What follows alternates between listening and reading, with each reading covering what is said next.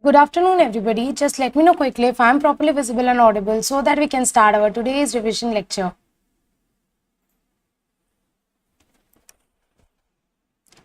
Okay, guys. Join everybody fast. Share the link of the class to all your friends so that everybody can join and we can start our today's revision lecture. And as you all know that today we are going to continue with our insolvency.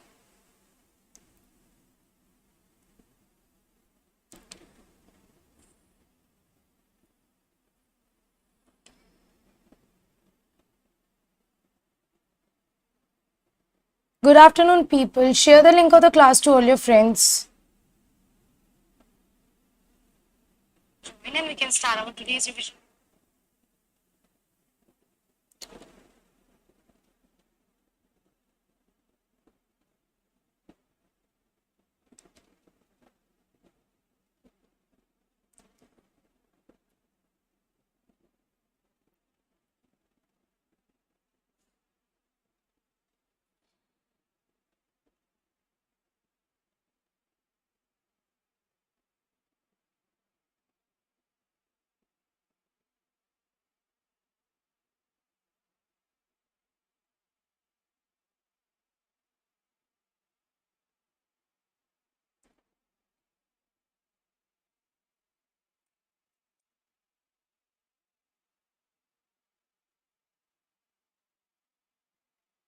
Okay. Good afternoon, Arya, Tushar, Naman. Good afternoon, everybody.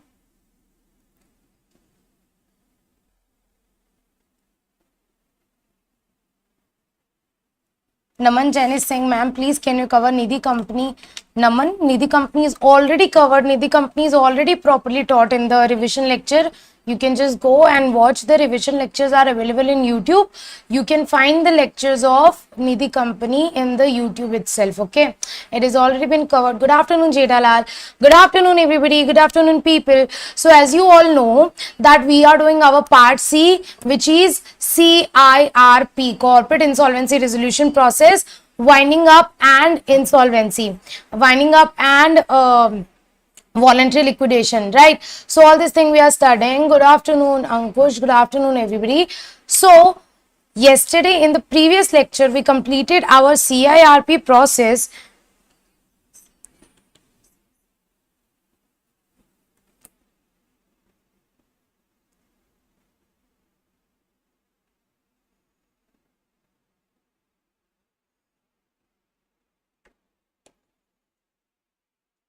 Okay, so yesterday in the previous lecture, in the yesterday's class, we completed, just a minute,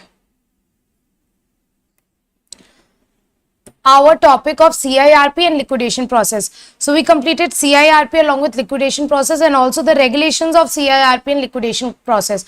Today we are left with PPIRP, fast track insolvency, and basically voluntary liquidation. So these three topics we have to study along with the waterfall arrangement. So great. So now today first we will do PPIRP and after that we will do PPIRP regulation. After that we will do fast track and then we will do the voluntary liquidation thing. This is how our flow will go for the day and this is how we'll cover the whole chapter of your insolvency. Okay, great. So give me a big fat thumbs up in the chat box and to the video so that we can start our today's revision lecture and cover the PPIRP. PPIRP's amendment and PPIRP, you might find one question from PPIRP in your exam. So because it's an amendment, read it and understand it properly. The whole process of PPIRP. I hope that this process is crystal clear to you and I hope that we are good to start with our today's lecture. PPIRP.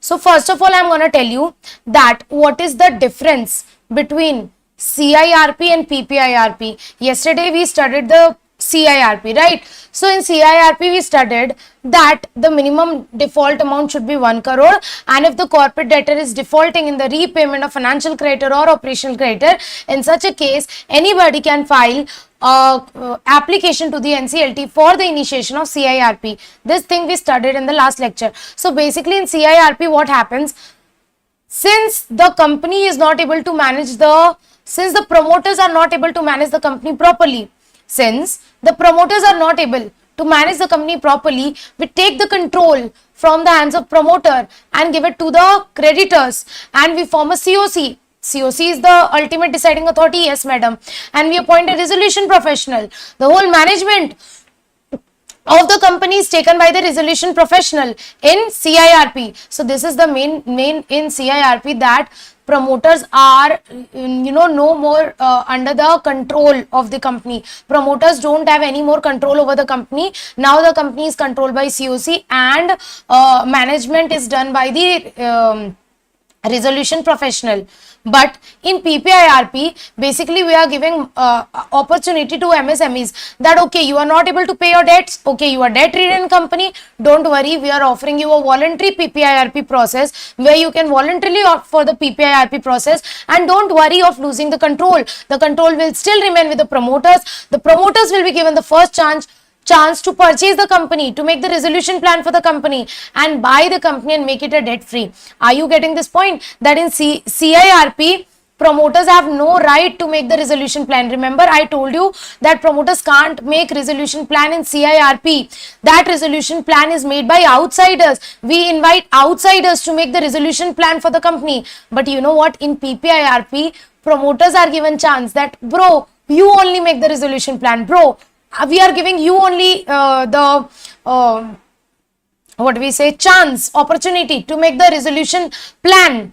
So are you getting this point, that this PPIRP is like a piece of cake for MSME? This is a so beautiful process, you will love it. Here you can convert a debt-ridden company into debt-free company, even without selling your stake in the company, even without giving your control of the company. Even promoters can have the control here, and even promoters can make the resolution plan to revive the company. So now let us understand what is the basic difference between the CIRP and PPIRP. So if you do this chart now, your all difference between the PPIRP and CIRP will be done. So first thing I want to tell you that this PPIRP benefit is available only to MSMEs. You know now MSMEs, remember part B we studied Udyam registration, yes. So those companies which are registered as MSME under Udyam registration, they will be considered as MSME. So in order to be qualified as MSME, you must get registered under the Udyam registration process, right? Yes. So this PPIRP benefit is available only and only to MSMEs, exclusively for MSMEs, right? So if I tell you what is the major difference between CIRP, PPIRP. In CIRP, the minimum default amount is 1 crore. If the default amount is 1 crore, then only you can go for CIRP. But in PPIRP, the minimum default amount is 10 lakh. That is, if the default amount is 10 lakh, you can go for PPIRP. Remember, we studied in CIRP that any of these 3 persons can file an application for the initiation of CIRP. Either financial creditor can also file under section 7, operational creditor can also file under section 9, corporate debtor can also file under section 10. But here in PPIRP, only and only corporate debtor can make application for initiation of CIRP. PPIRP, creditors cannot make application here. Are you getting this point? That here in PPIRP only the corporate debtor, and who is the corporate debtor? Who's debt-ridden corporate debtor? MSMEs. So here only MSMEs can make application for the initiation of PPIRP. Creditors cannot make application. And you know what? As you must have studied in the part B that bro, MSME can be anybody. MSME can be sole proprietorship, MSME can be partnership, MSME can be LLP, MSME can be company. Like any form of business entity can become MSME. But obviously we are studying corporate insolvency. So we are studying about insolvency of body corporate.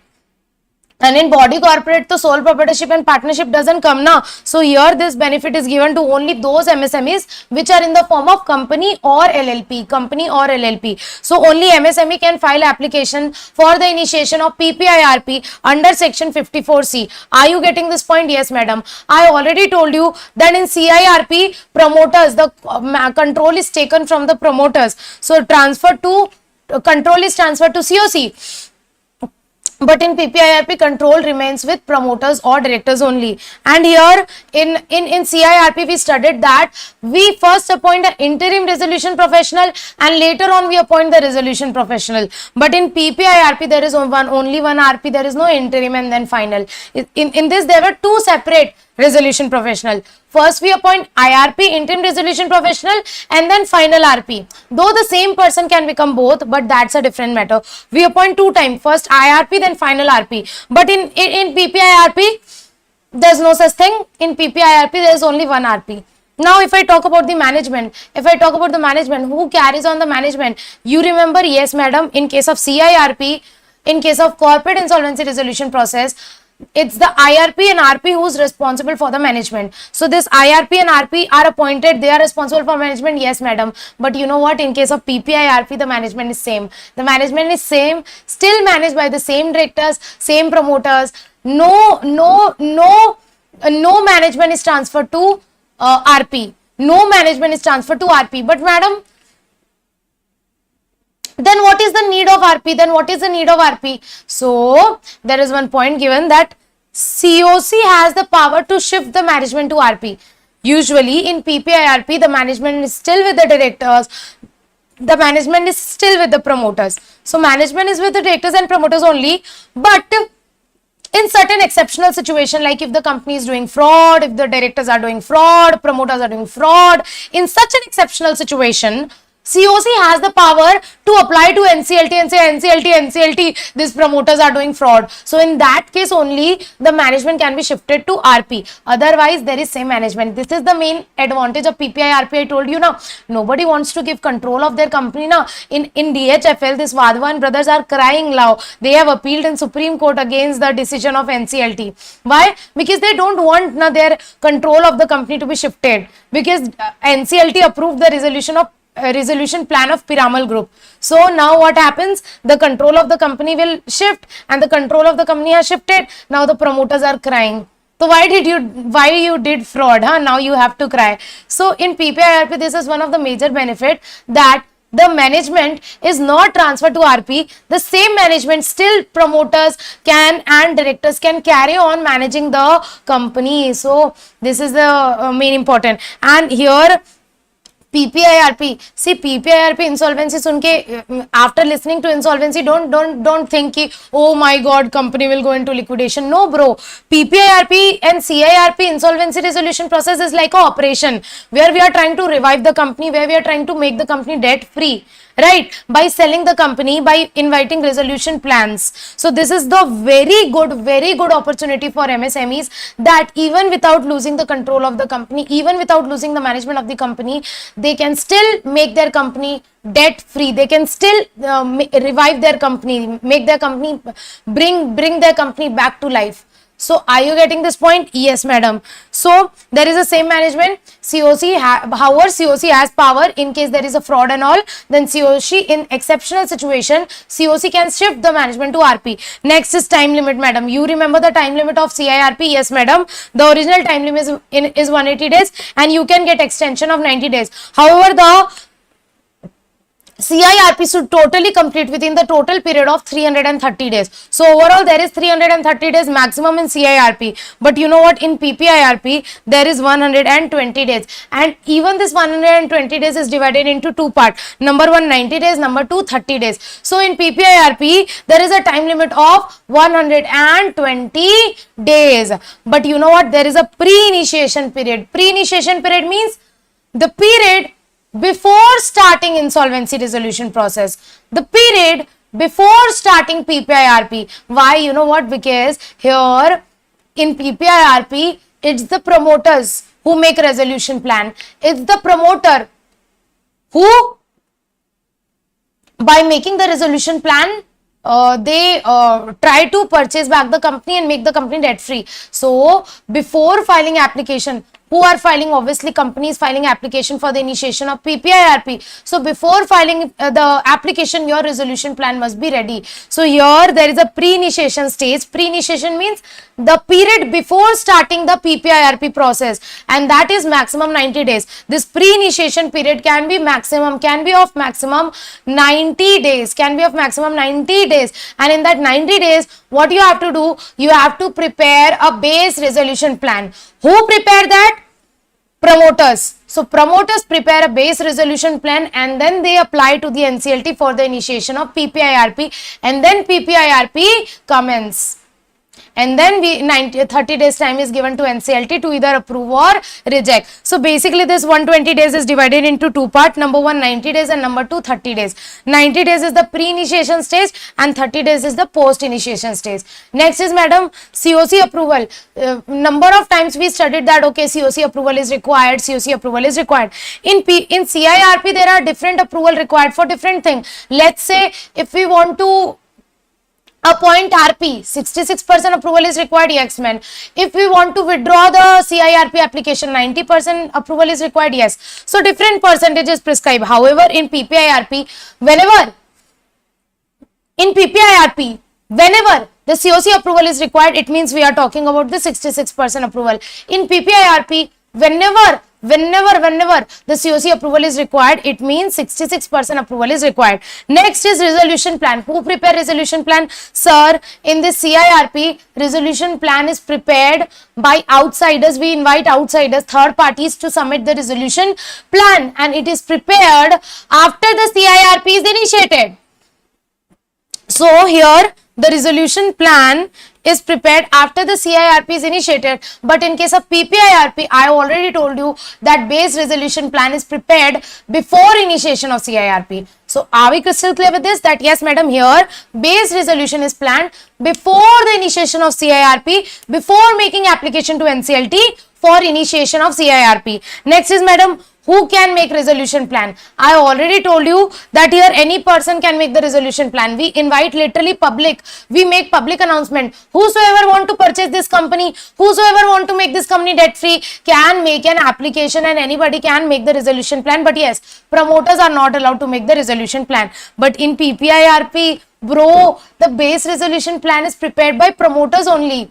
The base resolution plan, the base plan is prepared by promoters only. And if in case the base resolution plan which is prepared by promoters is not approved by the creditors, in case the base resolution plan is not approved by the COC, then only we invite the public to submit the resolution plan. See what happens here, the first opportunity to purchase the company is given to the promoters. The first opportunity to purchase the company is given to the promoters, that promoters can make the base resolution plan. But if their base resolution plan is not so good, COC didn't like it, COC didn't approve their base resolution plan, then we will go to outsiders. Then we will invite general public, that anybody can submit the resolution plan. So are you getting this point? That yes madam, in case of PPIRP, the base resolution is prepared by promoter, but in case the base resolution plan is not approved by the COC, then other applicant can also, any person can make the resolution plan. But however ma'am, if the base resolution plan of promoters is approved, then it is well and good. Apart from that, if I talk about the liquidation process, then it is the same in case of PPIRP also. If I talk about moratorium, then it's again same, moratorium, same. Just like we studied in CIRP, in PPI also moratorium period is same. Okay, except number of days obviously. Why? Because here the PPIRP period is 120 days now. So moratorium will be till only PPIRP period. When PPIRP will start, moratorium will start. When PPIRP will end, moratorium will end.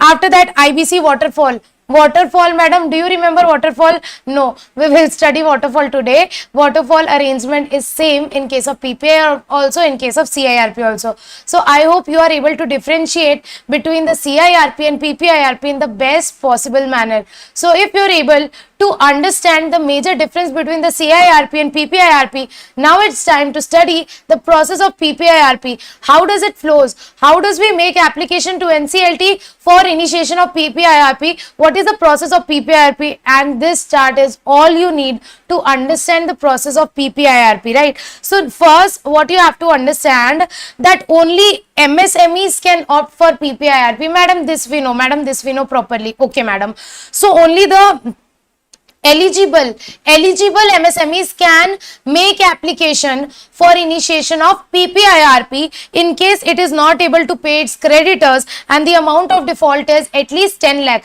That is more than equal to 10 lakh. The amount of default is at least 10 lakh.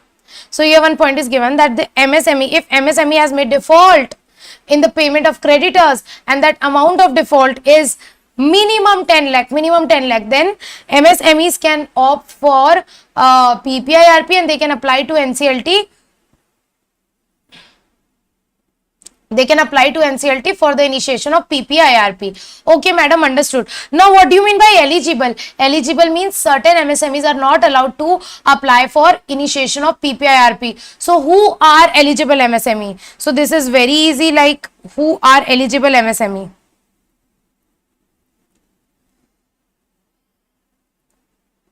This. There are 4 type of MSME given who can't opt for PPIRP. So this is a very easy point given in pointers, that which MSME can't opt for PPIRP. Number 1, if you have already completed PPIRP.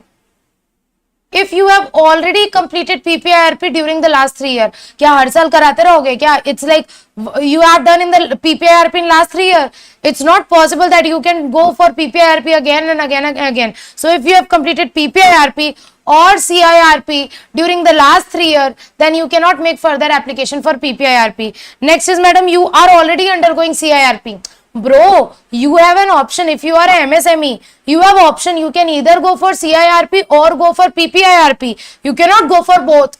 It's like you have to choose one, either this or this. And if you have already undergoing CIRP, if you have already chosen CIRP, now you cannot go for PPIRP. Why? Because you are already undergoing CIRP. So if you are already undergoing CIRP, next is, if you are under liquidation, bro, you are in the process of closing now, how can we now revive you? So if you are under liquidation, Leslie. Next, if you are not eligible to submit the resolution plan under section 29A, you don't have to study this section, but there is a section 29A which says that if you are insolvent, if you have done fraud, if you have convicted for any offense, then you cannot apply for PPIRP. So there is some eligibility criteria given in section 29A. You don't have to study that in detail. So if the MSME is not eligible for submitting the resolution plan under section 29A, then these 4 kind of MSMEs are not eligible. That means they can't opt for PPIRP.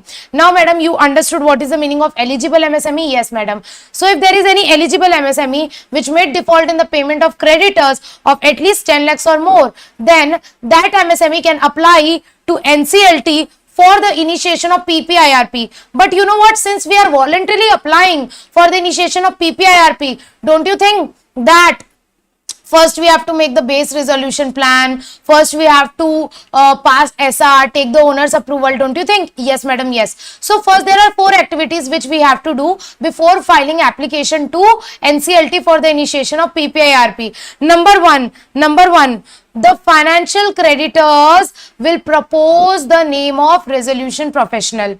We have this financial creditors now, yes. So first of all, we will appoint a resolution professional. So we will propose, the financial creditors will propose and approve the name of resolution plan with the 66% approval. In PPIRP, everywhere 66% approval is required. So here what we will do? The financial creditors will propose and approve the name of resolution professional. After that, the directors or partner. Why partner, madam? In case of company, director. In case of LLP, partner. So director or partner will make a declaration that name of RP is approved and application will be filed within 90 days. Why 90 days? I already told you that the pre-initiation stage can be for maximum 90 days. The pre-initiation stage can be for maximum 90 days. So if you are appointing RP within next 90 days, you have to file application to NCLT and you have to submit the base resolution plan. So anyhow, you have to make a declaration that we will file application within 90 days, and again you have to file application for no fraud, that bro, we are not doing fraud with anybody, we are not filing this application for PPIRP to defraud our creditors. Next is, we obviously have to take owner's approval.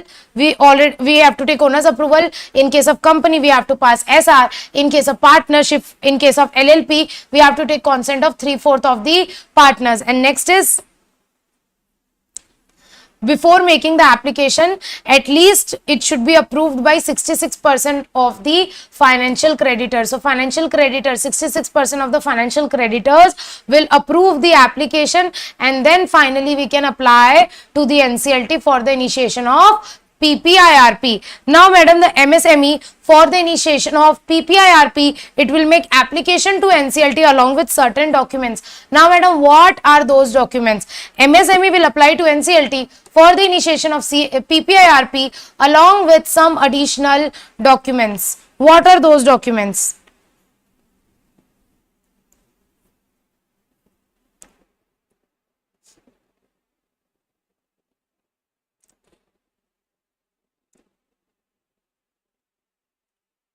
Here, what are those documents? So what are the documents which we have to attach along with the application which is to be filed to the NCLT? Number one, madam, you have to give a declaration, copy of special resolution. That special resolution which we passed, and copy of declaration of director. Next is name and written consent of insolvency professional, resolution professional. So you have to give the name of RP and the written consent of the RP along with base resolution plan. Next is you have to give declaration that we are not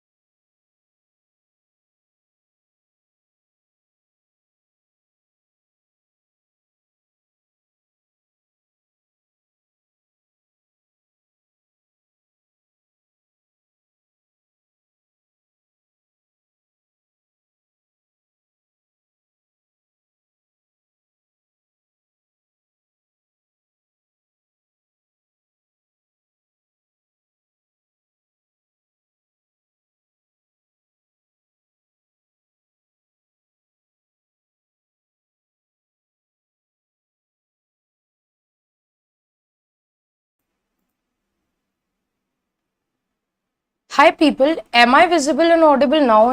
Is the internet properly working now? Like, is it properly visible to you now?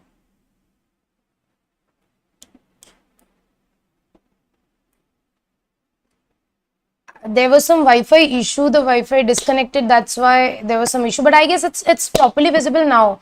Are you able to like hear me and see me properly now?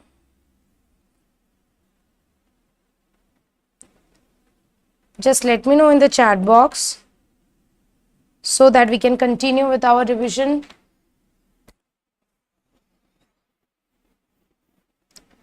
This is the drawback of online classes, internet disconnectivity, and this is India. Okay, just let me know if I'm properly audible and visible now.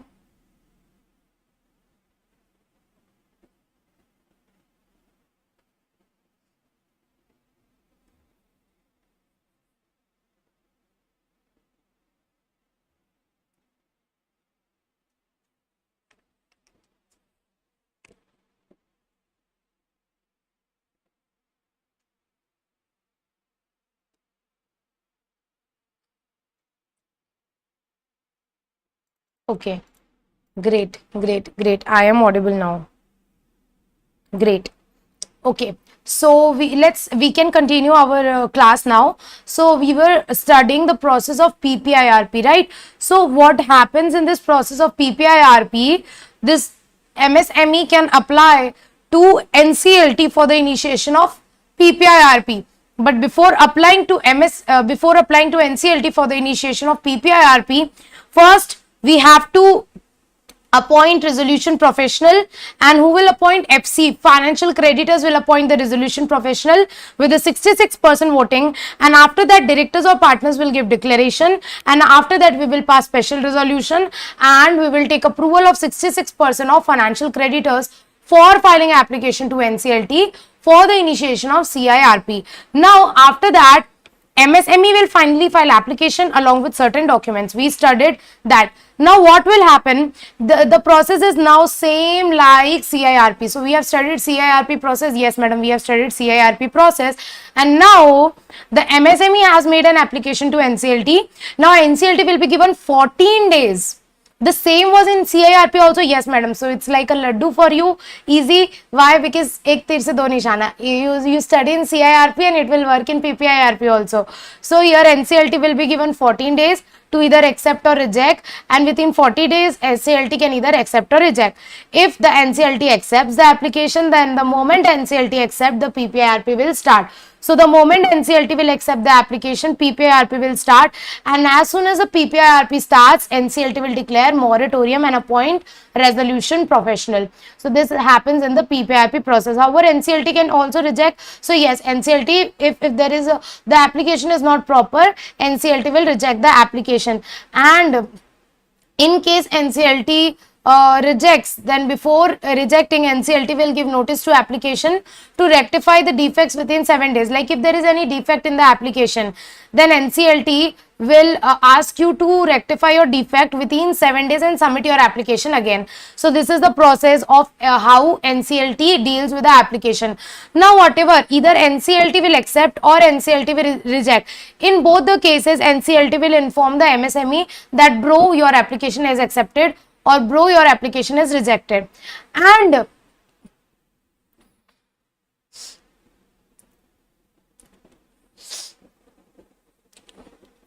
after that, what is the main duty? After that, the resolution professional will be appointed. Yes, madam. So now resolution professional will take care of the following things, and so that the resolution professional will manage the company, we have to give certain documents to the resolution professional.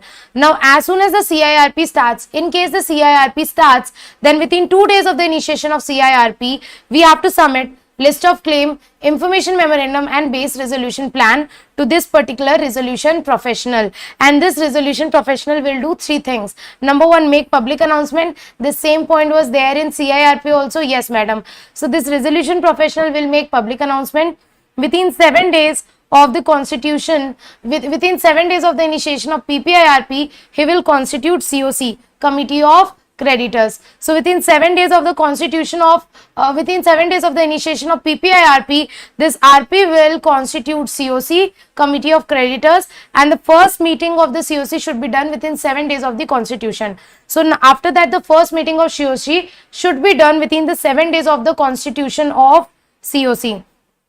And after that, the resolution professional have to submit the base resolution plan which is made by the promoters to the COC for the approval, and if the COC approves the base resolution plan, then it's well and good, the process will be done. So this is how the process of PPI-RP works. Now you know what, there is some addition procedure given in PPI-RP that madam, it might happen that the COC will approve BRP or it will reject BRP. BRP means base resolution plan.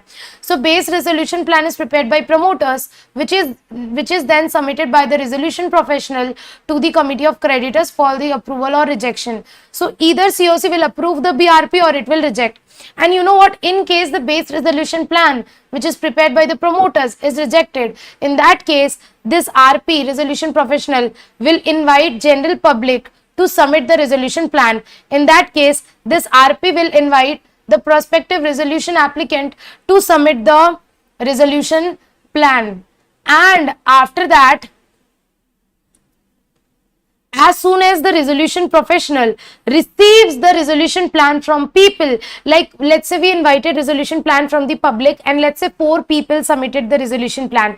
We receive 4 resolution plan.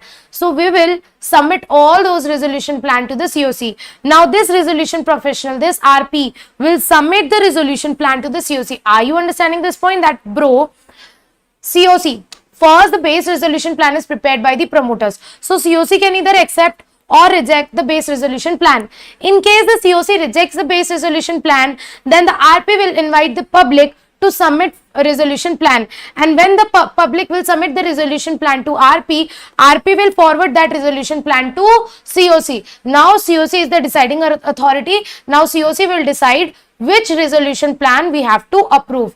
Now what will happen? COC will select one resolution plan based upon their marking. Let's say we receive 4 resolution plan, RP1, RP2, RP3, RP3 and RP4.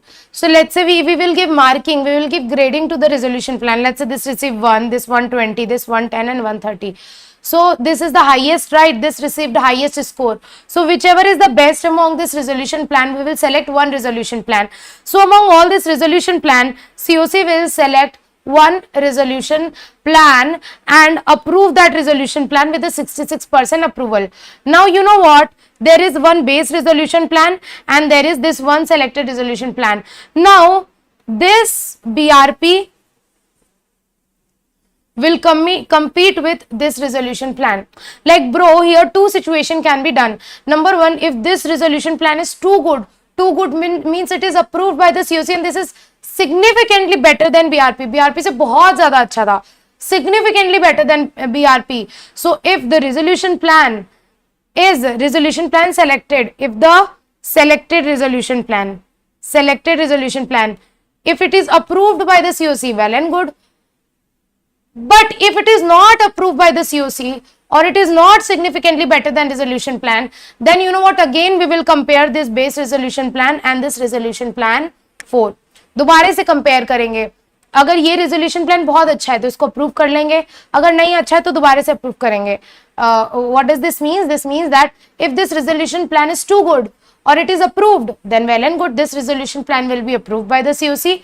However, if this resolution plan is not approved by the COC or the selected resolution plan is not significantly better than BRP, then again we will compare these two. Then again we will compare the BRP and the selected resolution plan. So if the resolution plan selected is not considered for approval or is not significantly better than BRP, then this selected resolution plan will compete with BRP. We will do comparison like, okay, which one is better, which one is better. So we will compare both BRP base resolution plan and this selected resolution plan, and we will select one with the 66% voting. We will select one of this plan, either base resolution plan or the selected resolution plan. One of this resolution plan will be selected by with the voting of 66% approval of the COC. Now if the COC will approve one of the resolution plan by 66% voting, and in case COC approves the resolution plan, then finally that final resolution plan approved by the COC will be submitted by the resolution professional to the NCLT, and then resolution professional will submit that resolution plan to the NCLT within 90 days of the initiation of CIRP. Remember I told you that the resolution plan have to be submitted within 90 days to NCLT. Yes, so this resolution professional will submit with the selected final resolution plan to NCLT within 90 days of the initiation of CIRP. However, madam, it might happen that the COC don't approve the resolution plan. So in case COC don't approve the resolution plan, then a resolution applicant will apply to NCLT for the termination of PPIRP. That bro, we are not able to resolve this company, we are not able to solve this company, let this company close the PPIRP. So we will apply to the NCLT for the termination of PPIRP. We can't make this company debt ridden. We are not able to make this company debt ridden. So in that case, if no resolution plan is approved, then RP will apply to the NCLT for the termination of PPIRP. So this is the whole process of PPIRP. I hope that the PPIRP has become laddu for you after understanding it through this chart. So the whole process of PPIRP is covered here. With this, we are done with a very important process of PPIRP. Very important process of PPIRP.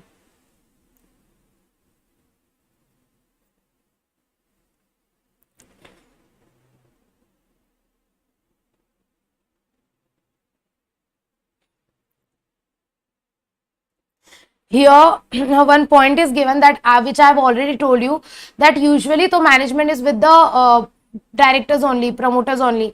But if there is any fraud or mismanagement, then COC can by 66% voting vest the management with the RP. So COC can by 66% voting vest the management with the RP, which means they can shift the management from board to RP. In that case, the RP has to make application to NCLT, and NCLT may pass final order of shifting the management from board to RP only in two situations: either if the board is conducting affairs in fraudulent manner or they are mismanaging the company. Otherwise, there is no need to shift the management. So we are done with this. There is one point that in which all situation the PPIRP will be terminated.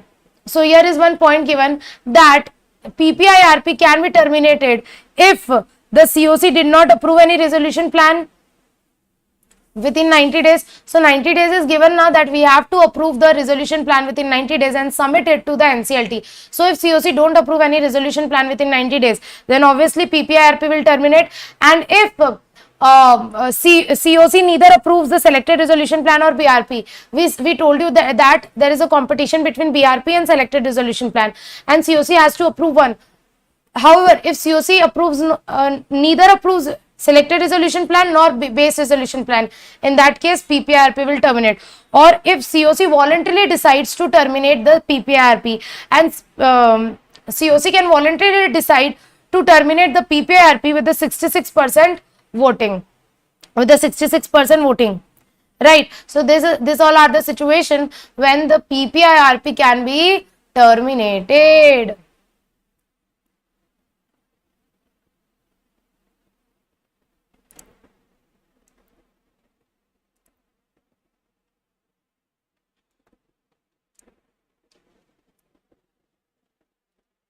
We are done with PPIRP. We are done with the whole of PPIRP very beautifully, and there are some PPIRP regulations.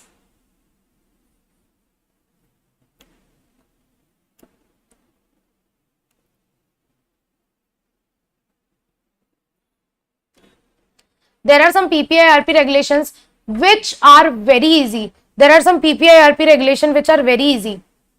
Like if you'll see this, the half of thing is already, more than half of the things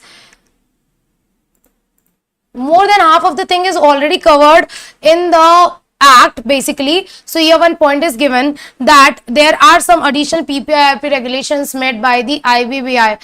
So in this, some additional procedure is given along with the, which you have to read along with the normal procedure of PPIRP. So here some extra points are given that meeting of financial creditors, for holding the meeting of financial creditor, you have to give at least 5 days notice. to the unrelated financial creditors. So here some additional point is given that, remember we studied that the meeting of financial creditors should be held within 7 days. Yes, for holding that meeting you have to give minimum 5 days notice, right? After that, there's one point given that who can propose the name of IRP. So basically those financial creditor who are not related party, they can propose the name of IRP, that is resolution professionals, and who are not less than 10% of the value of total financial debt. So those financial creditors who are having minimum 10%, who are holding minimum 10% of the total debt, and who are not the related parties of the corporate debtor, they can propose the name of the IRP. So is one extra point that if there is no financial debt in the company or financial creditors are the related party, in that case operational creditor will form COC, and who are not the related party. In this case, applicants can convene a meeting of operational creditor who are not the related party. Public announcement has to be made within how many days? 2 days. In CIRP it was 3 days. Here it is 2 days. Within 2 days you have to make the public announcement. Meeting of committee of creditors, you have to hold the meeting of committee of creditors, and if how many creditors will say, then we will conduct the meeting. So if minimum 33% of the creditors will demand the meeting, then only will conduct the meeting of the creditors. And for meeting we have to give 3-day notice. What is the quorum? The quorum is 33%. This is same like CIRP. Here how many register valuer you have to appoint? Same, you have to appoint at least 2 register valuer within 3 days. Then what resolution professional has to finalize the information memorandum within 14 days of the initiation of PPIRP, and then we have to invite the resolution plan from the public. So we will invite the resolution plan from the public within 21 days from the initiation of PPIRP, and then we will receive all the resolution plan. And when we will receive all the resolution plan, we will evaluate all the resolution plan based on their score. Okay, so one with the highest score will be selected, and here one point is given that one with the highest score will be selected, and then it will compete with the BRP. This selected resolution plan will do competition with the BRP, and then we will do the what we can do evaluation between these two, and on the basis of this, on the basis of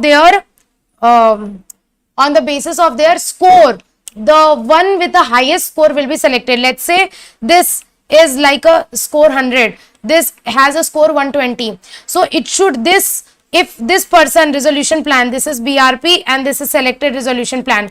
So if you are making changes in BRP, you should make changes in such a way that it will increase this by at least 5. So if you are making improvement in your base resolution plan, it should improve at least by tick size. What is tick size? That means at least is the 5 more than the competing. So you should improve your base resolution plan at least up to the score of 125. So this is how you keep on increasing your score, like you keep on improving your resolution plan, and when the final resolution plan will be made, then we will select one resolution plan among the both. So this is how the resolution plan is approved, and then once the resolution plan is approved, we will submit the resolution plan to NCLT, and if the NCLT approves the resolution plan, then congratulations, your company is out of CIRP and your company is out of PPIRP and your company is revived. However, if no resolution plan is approved, in that case you can file an application for the termination of PPIRP. So this was all about PPIRP and PPIRP regulation. Now we will study the fast track process. Fast track is very easy.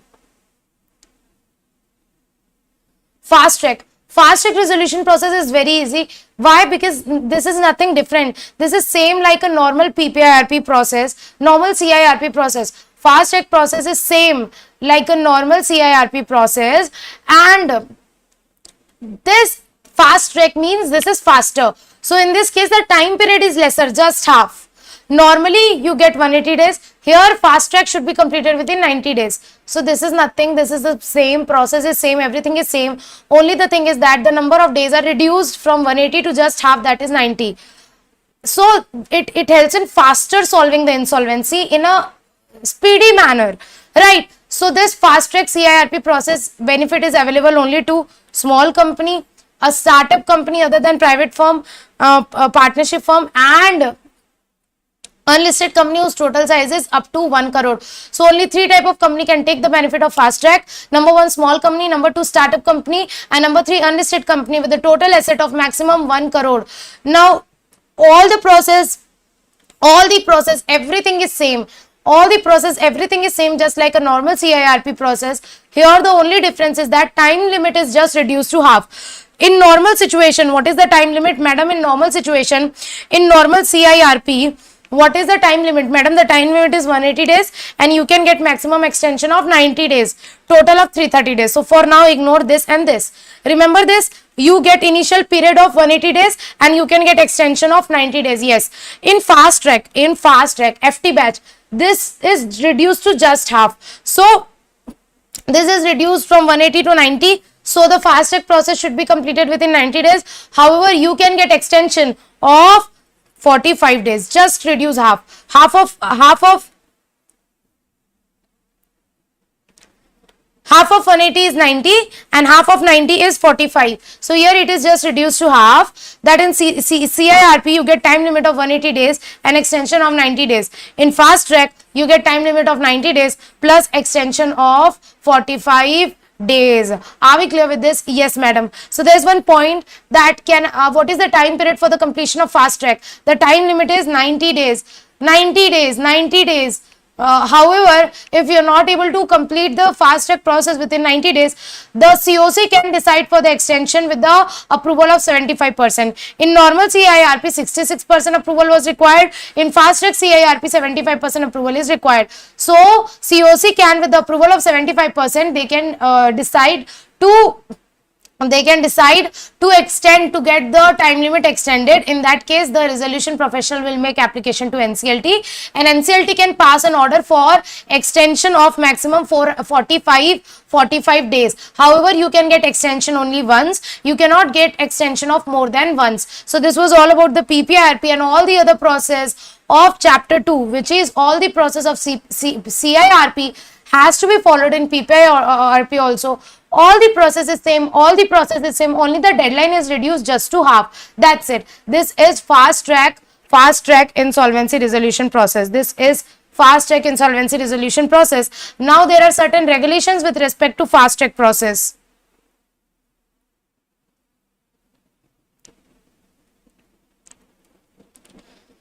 And you know what? You don't have to worry. Why? Because here more than half of the points are same. You don't have to study. See, these are some fast track regulations. That number 1, it is saying public announcement should be made within 3 days. Same like CIRP. In CIRP also there was 3 days, here also 3 days. And the last date for the submission of claim is 10 days.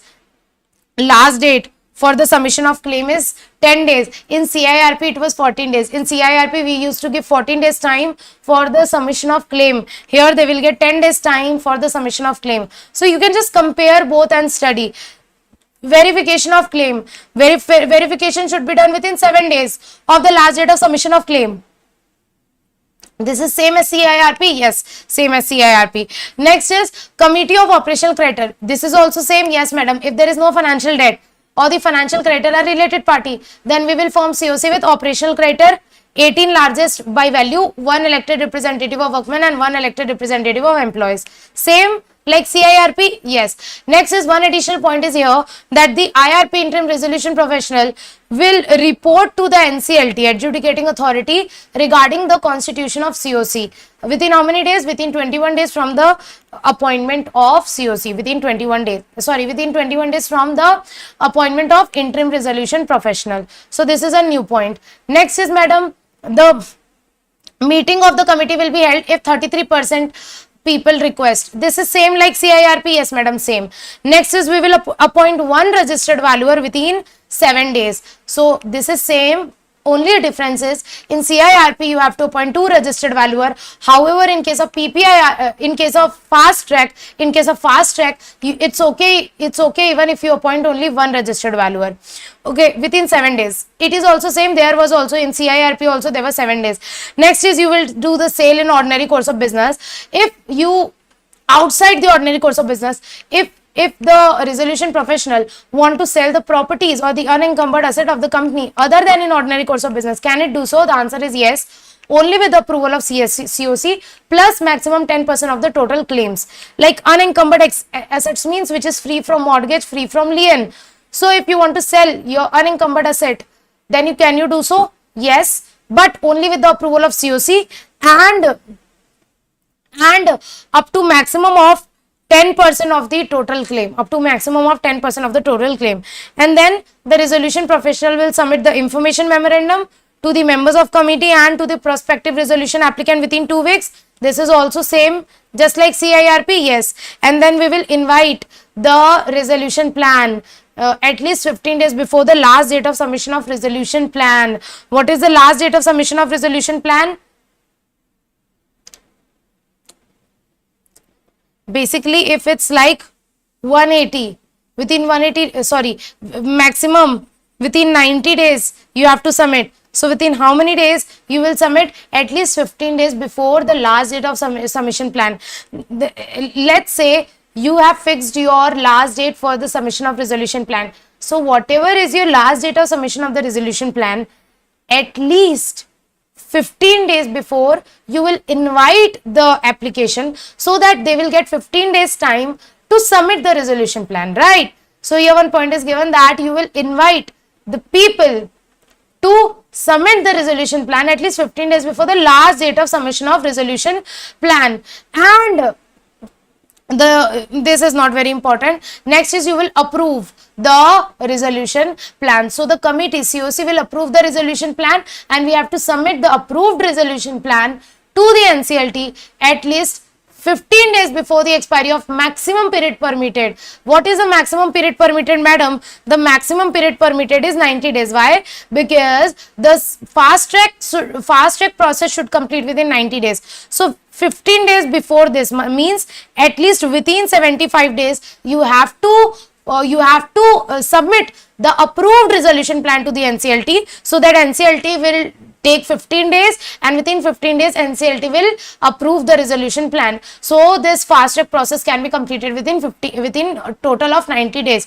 So you have to submit the approved resolution plan to NCLT at least 15 days before the expiry of the maximum period. That is at least 15 days before the expiry of 90 days. That is at least within 75 days from the initiation of CIRP. With this, basically this extension is same. We have already studied. With this, we are done with the fast track process, which is a very laddu, very easy, very small process. We are only left with the voluntary liquidation and winding up. Voluntary liquidation and winding up. Winding up is not given in IBC code. However, voluntary liquidation is discussed in IBC code. So if I talk about the kahan gaya? Here. Now if I tell you that we are done with PPIRP, we are done with fast track, we are done with PPIRP regulation, we are done with fast track regulation, which means that we are done with almost 90% of your insolvency. We are only left with the voluntary liquidation and voluntary liquidation regulation. After that, IBC will be done, and there is a compulsory winding up procedure in Companies Act 2013, that and Waterfall Arrangement. So now coming to the voluntary liquidation procedure. Voluntary liquidation.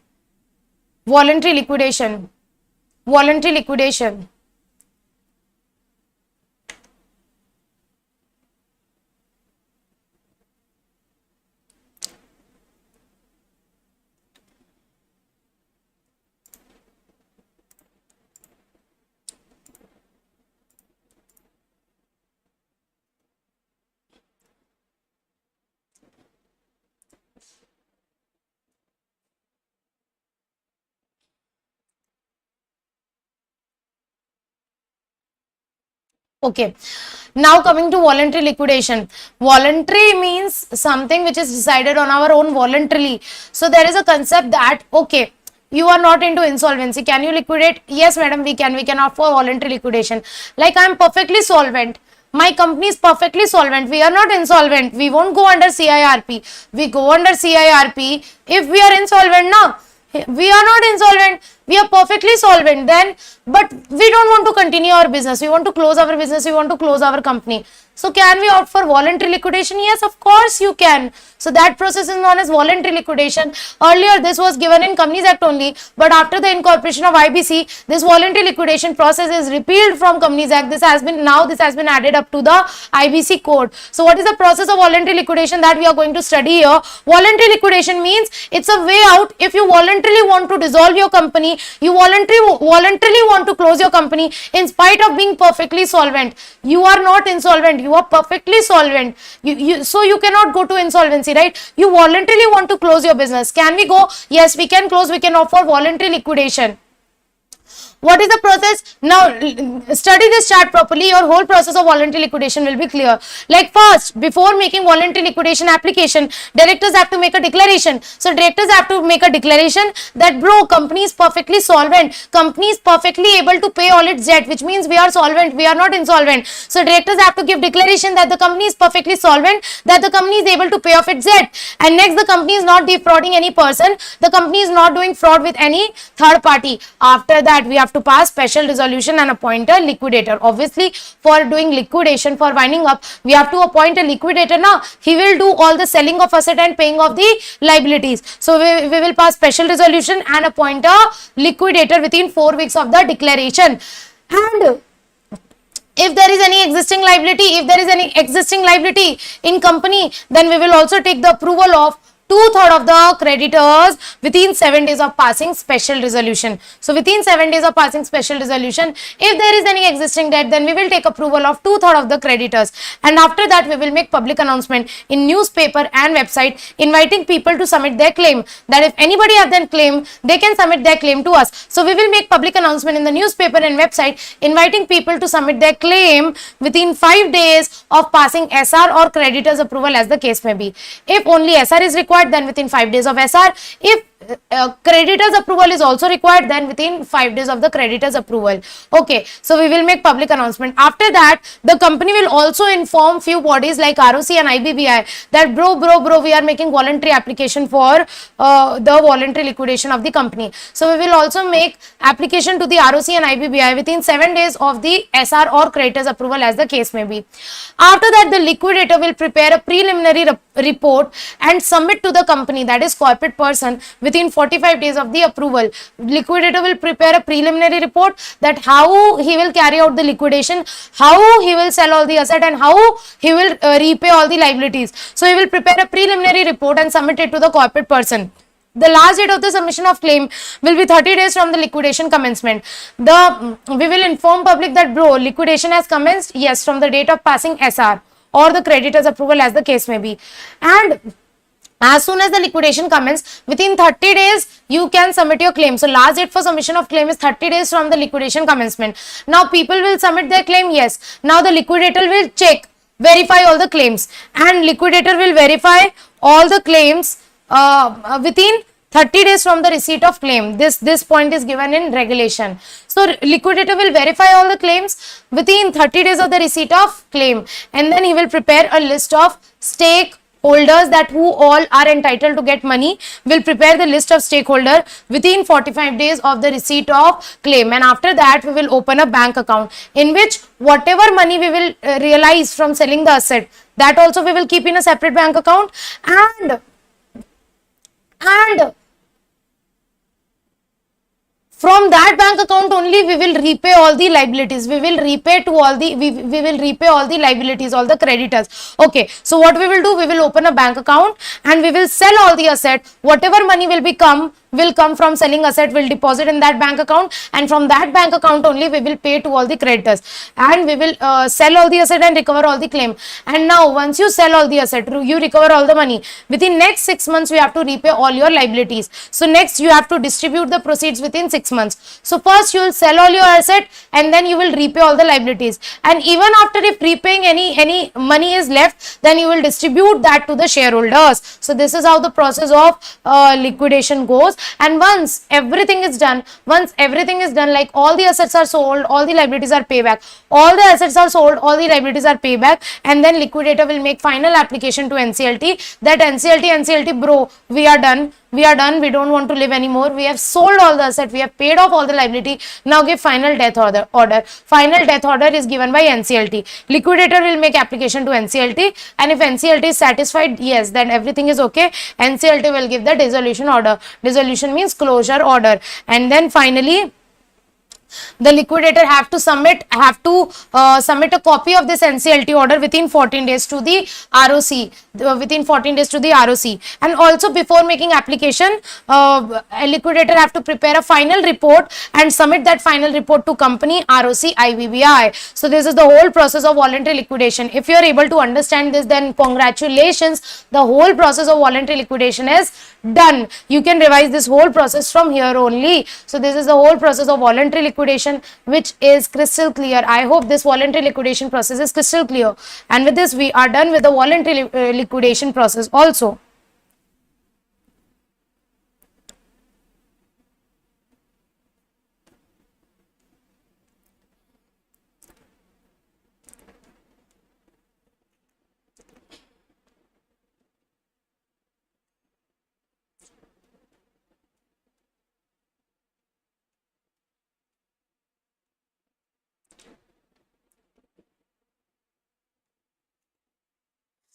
You know what, if you'll come to the voluntary liquidation regulation, you don't have to study. Why? Because almost every point is covered, every point is same, just like act, just like IBC code. So you don't have to study. Why? Because you'll read it, you'll understand that every point is same. So cut this point. Only 1 and 2 point is new.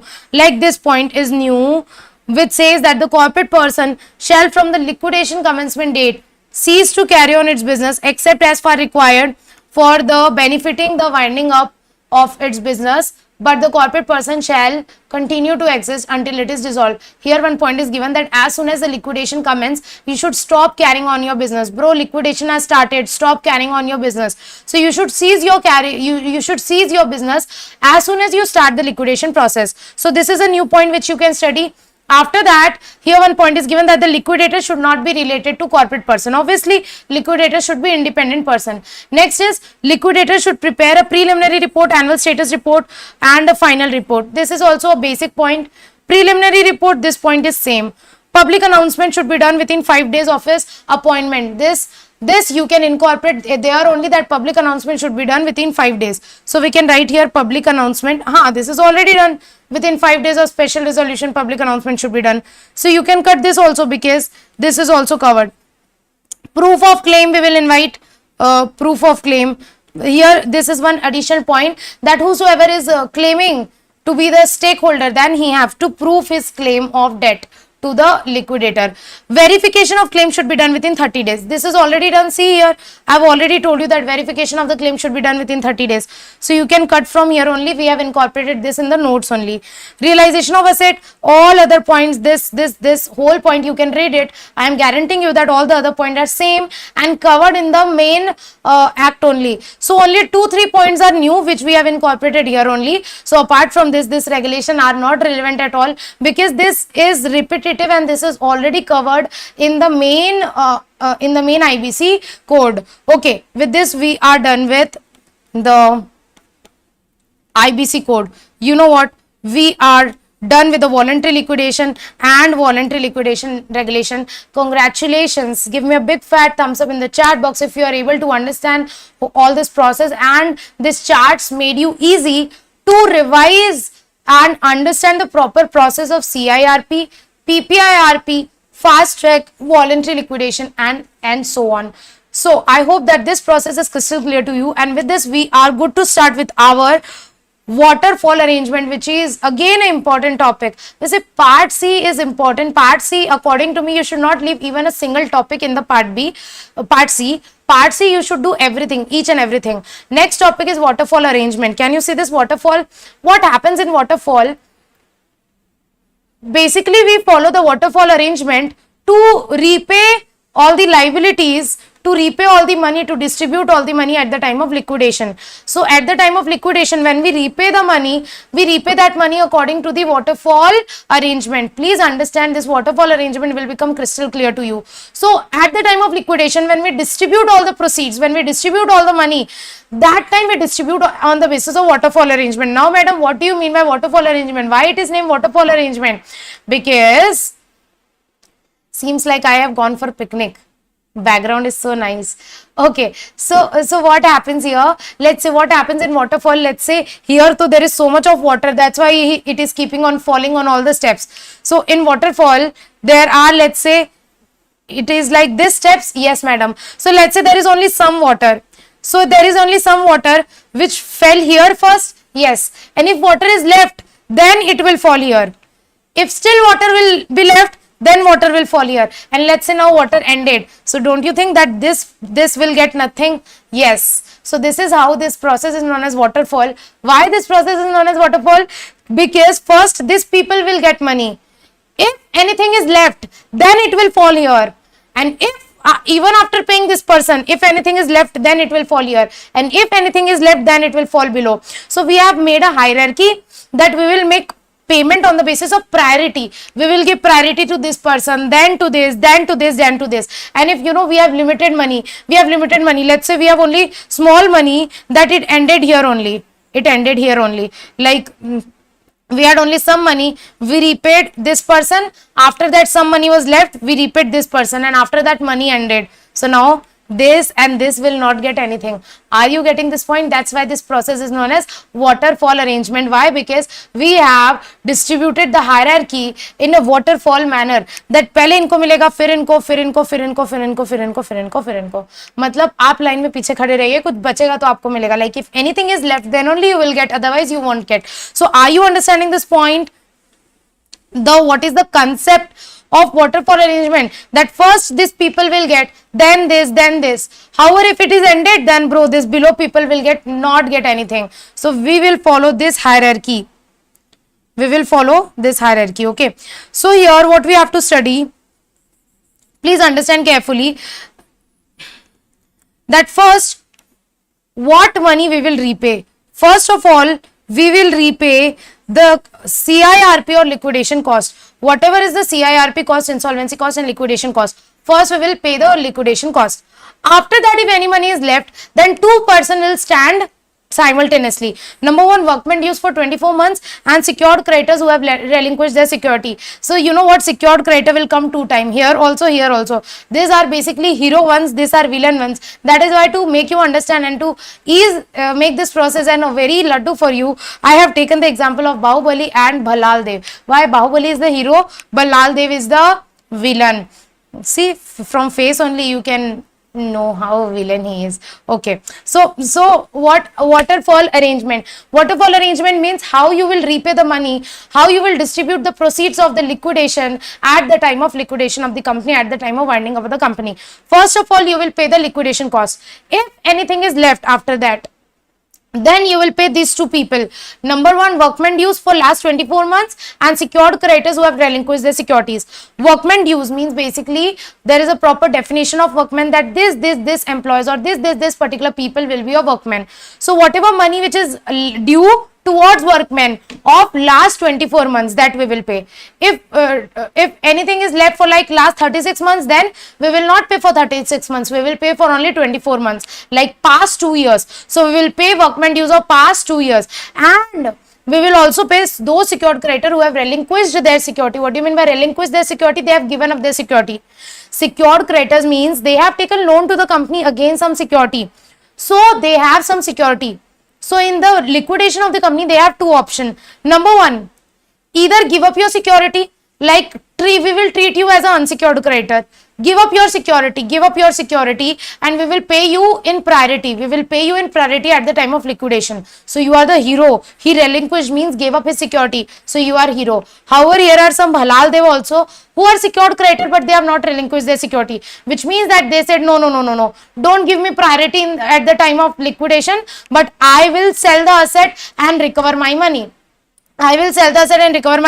So let's say this is company and this is the secured creditor, which means that this person has given loan and taken security in return. So this person has now two options how to recover his loan. Let's say he has given 100 crore loan to the company. So what he can do, he can exercise any of the two options.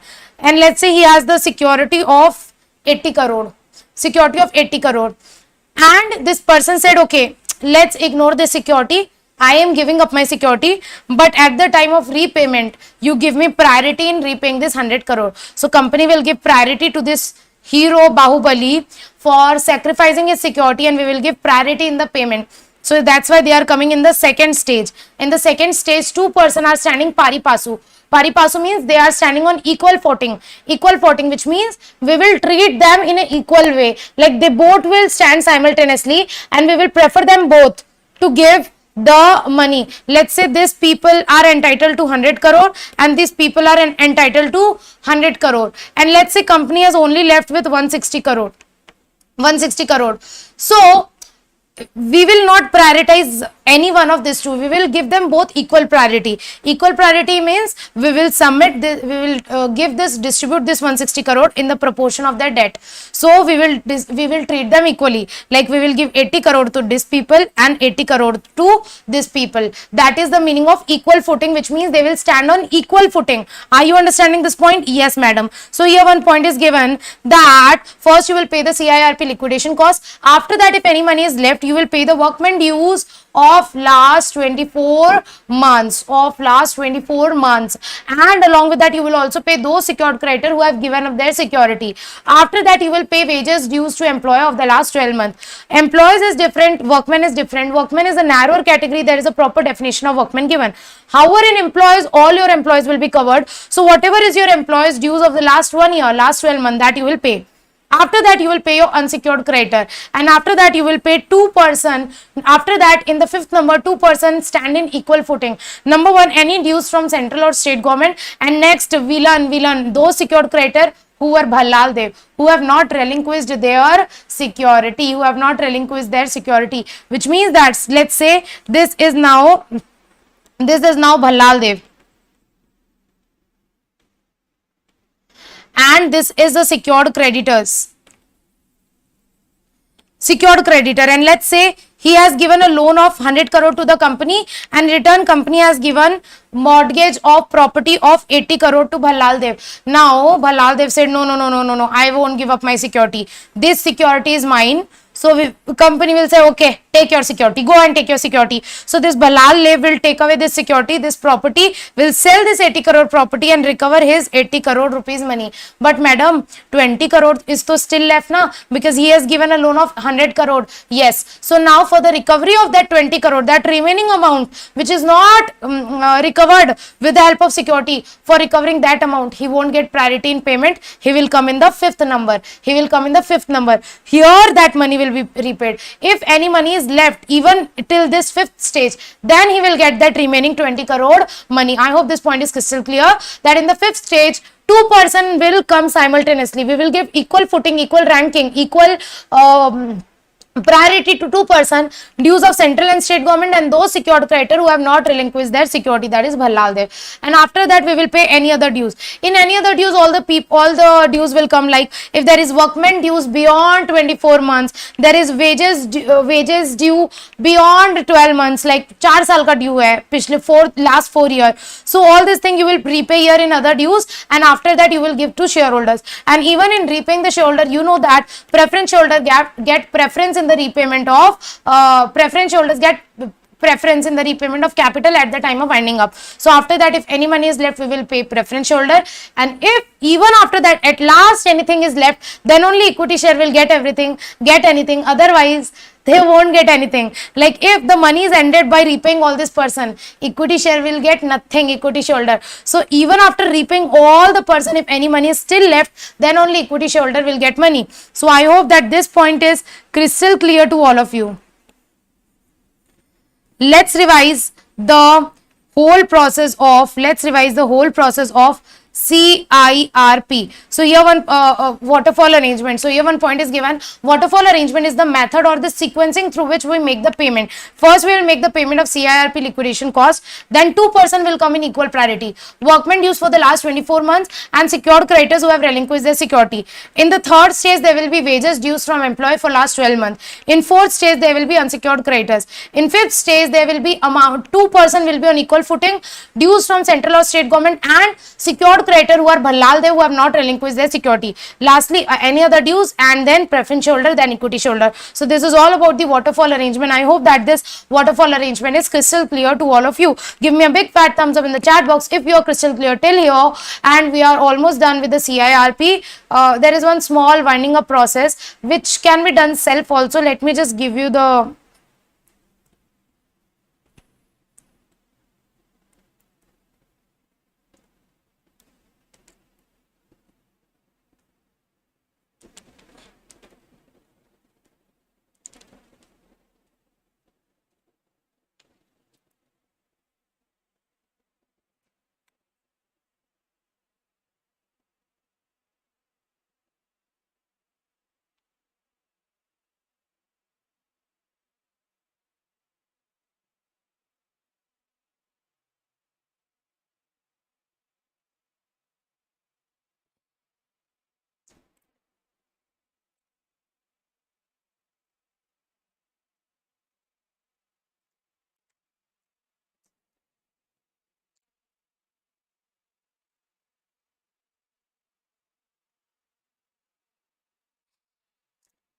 there is a process of winding up, and you know what, this winding up is given in Companies Act 2013, and this winding up process is like a piece of cake for you. Why? Because this winding up procedure is there in company law paper also, in SBEC also. So if you study one, this will work in two syllabus, two subjects. So this winding up is in both, in company law also and in SBEC also, in company law also and in SBEC also.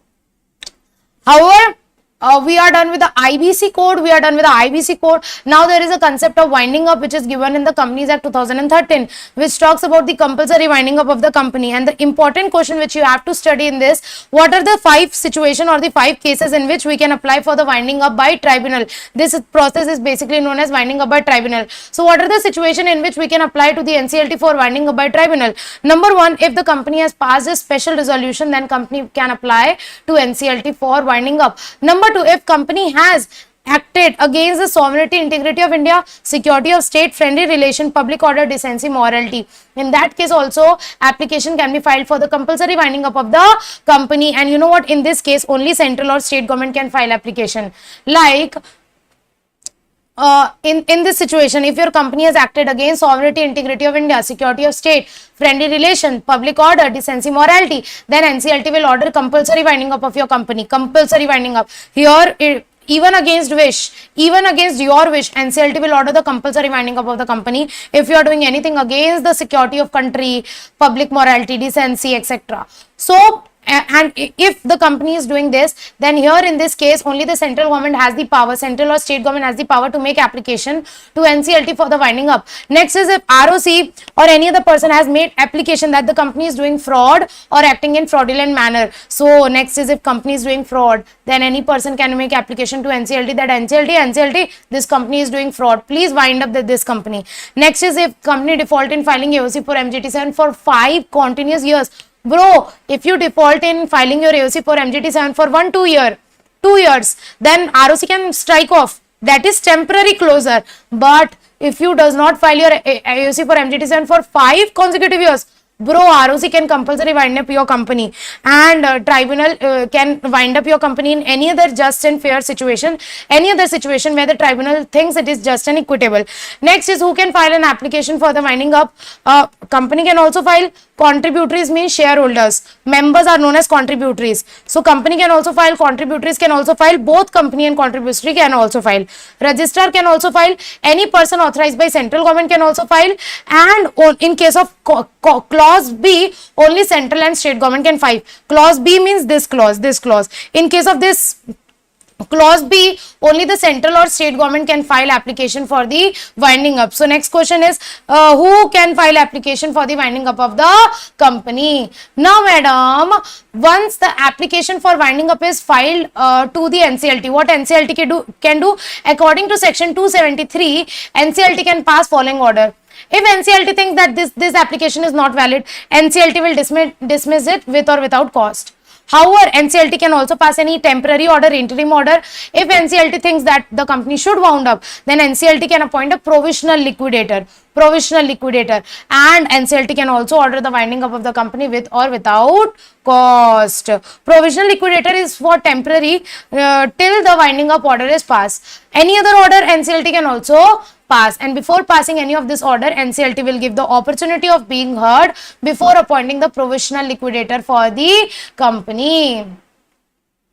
And if the NCLT gives order for winding up, that will be operative for all the companies, and that will be binding on all the company, on all the contributories, on all the creditors. So this is one small point. The next point is about the committee, which says that within 3 weeks of passing the winding up order, the company liquidator have to constitute a committee which is known as winding up committee, and basically that winding up committee will help the liquidator in carrying out the liquidation process.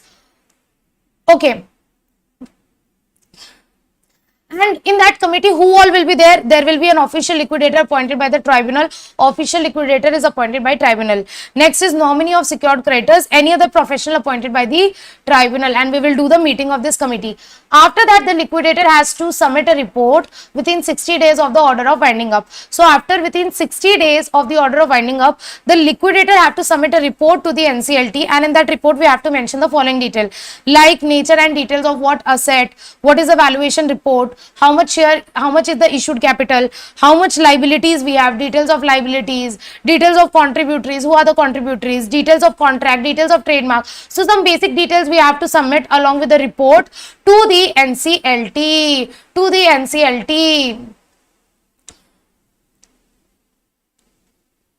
right? And then what he will do, he will wind up the company, he will sell all the asset, he will repay all the liabilities, and in between he will prepare various periodical reports while selling all the asset and repaying all the liabilities. He will normally make quarterly reports. Okay, and when the affairs are completely wound up, like everything is done, all the assets are sold, all the liabilities are paid back, then finally the liquidator will make an application to NCLT for the dissolution order, and if NCLT is satisfied that yes, everything is done, then NCLT will pass the dissolution order, and from the date of the order of NCLT, the company is finally dissolved. A copy of order of NCLT we have to submit to the ROC within 30 days. So this was all about the compulsory winding up of the company, which is given in Companies Act.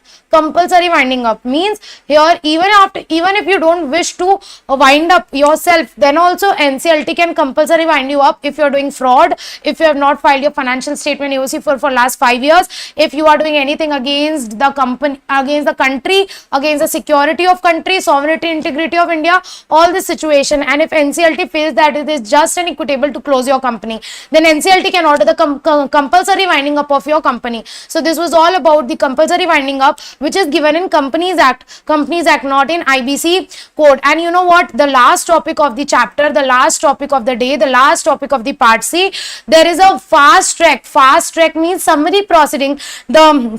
This is known as summary proceeding for liquidation under section 361.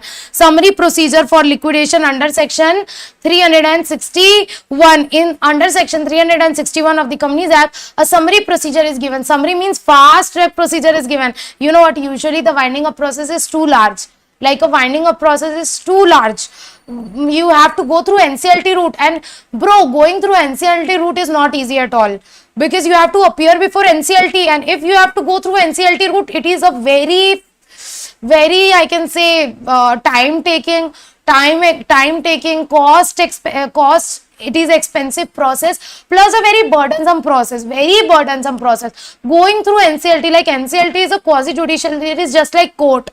So don't you think that nobody want to deal with court kachari ka mamla? Nobody wants, because it is very hectic process. You have to make number of visits to the court. So you know what, in order to bring the ease of winding up, there is a amendment came in 2020, an amendment came in 2020, and through that amendment, a very beautiful easy process, just like for CIRP there is fast track CIRP in a easy process. Here also for winding up also easy and summarized process is introduced, where you can get your company closed even just by approaching central government. You don't have to approach to NCLT. इससे अच्छा क्या हो सकता है? You don't have to approach to NCLT. You can close your company just by making application to the central government. Wow, what better than this? And this process of winding up by central government without approaching the route of NCLT is known as summary procedure for liquidation under section 361 of the Companies Act 2013.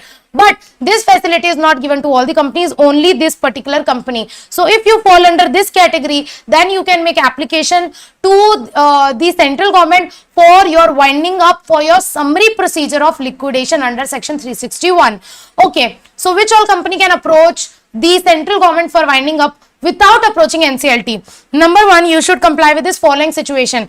Your deposit is not more than 25 lakhs. Your outstanding loan is not more than 50 lakhs. Your turnover is up to not more than 50 crore and your paid up share capital is up to 1 crore, not more than this, which means you are not a very big company, you are a medium sized company, not very big company, so that you can, there is a easy procedure for your closure. How you will remember?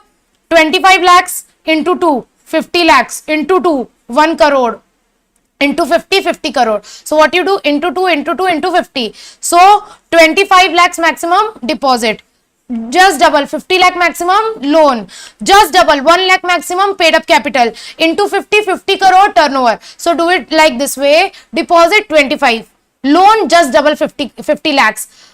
Paid up just double 1 crore, turnover into 50 times 50 crore. So if you are complying with all this four situation, along with this there is one more applicability, that your asset is up to 1 crore. Your asset is not more than 1 crore. Your asset should be maximum 1 crore. So what is the limit, bro? Your deposit should be within 25 lakhs. Your outstanding loan should be within 50 lakhs. Your paid up capital should be within 1 crore. Your asset should be within 1 crore. And your turnover should be within 50 crore. So if you comply with all these 5 situations, if you comply with all these 5 conditions, then you can opt for summary procedure of winding up by approaching central government without going through the route of NCLT. And you can file an application to the central government. Central government can order the winding up of the company by appointing the liquidator and doing all the selling all the asset, repaying all the liabilities. So this was all about the summary procedure of winding up. You don't have to study the whole summary procedure, that is not given in your syllabus. In your syllabus just applicability is given, that if you don't want any burdensome route for your liquidation, you can go for summary procedure of winding up. And with this we are done with your part C. We are done with your part A, 40 marks done. Part C, 25 marks done. 65 marks revision, we are done. Part A done, part C done, and we are only left with part B. And part B, I have already taught in a very summarized manner in the class itself, and along with making you all, along with writing notes for you all in the class itself, you have made short notes for part B. In the class itself we have done the part B in a very proper manner, so I don't think that the revision of part B is needed. And plus part B is a procedural part where I have given you the summary procedure. I have written down the summary procedure in the class itself. You have made your notes for short notes for part B in the class itself. So I don't think that the revision of part B is needed. But if still anybody of you really need the revision of part B, then I can consider. But I think that the part B can be done by self only. Part B is done in the class also in a very proper manner. We are done with part A and part C revision. And with this we are done with our revision of SBEC. I don't think that the revision of part B is needed. If anybody of you really need the revision of part B, then you can discuss that with me. I can consider your request. But if you, according to me, in the class itself, I have made you proper notes, and in the class itself, we have done through proper highlighting the important points in the book itself and revising the concepts in the class itself. So I think that the part B is very easy. It is not technical. Procedural part, you can read it and understand on your own. Technical was part C and part A. Part C and part A was technical. Part B is not technical. It is laddu. It is like a theoretical process. So with this, we are done with your SBEC revision. I wish you all the very best for your exams, and I wish that all of you crack your exam with the best, in the best possible manner, and with the super marks in your exam. So I hope that you all do great. You have learned a lot of knowledge here, and just keep on working, keep on going. Few days are left, just the last 10 to 15 days you have to work harder and harder and harder. If you feel like giving up, think that okay, this is the last 15 days that I have to work, and these are the last days in which I have to give my everything. So try to cover all your important points. Do ABC analysis, do some answer writing practice. Also check at least August and December past exam paper, solve past exam process, and revise concepts in, as much as you can. Okay, do your revision properly. In case of there is any doubt, please do let me know over Instagram, Telegram, WhatsApp, anywhere. I'll be there for you for motivation. If you need any motivation or any doubt or any exam preparation help, I'll definitely be there to help you. Okay, with this we are ending our revision series of SBEC here only. In case of any doubt, please do let me know, and I really wish you all the very best, and I hope that you all just shine brighter like a star. With this, I'm taking leave, and just do let me know how's your preparation going on and how are your exams. Okay, with this we are ending the revision series. Thank you so much for devoting your time, for giving your time. I hope that this revision and this notes are useful for you. Okay, so all the very best for your preparation. Take care. Bye bye.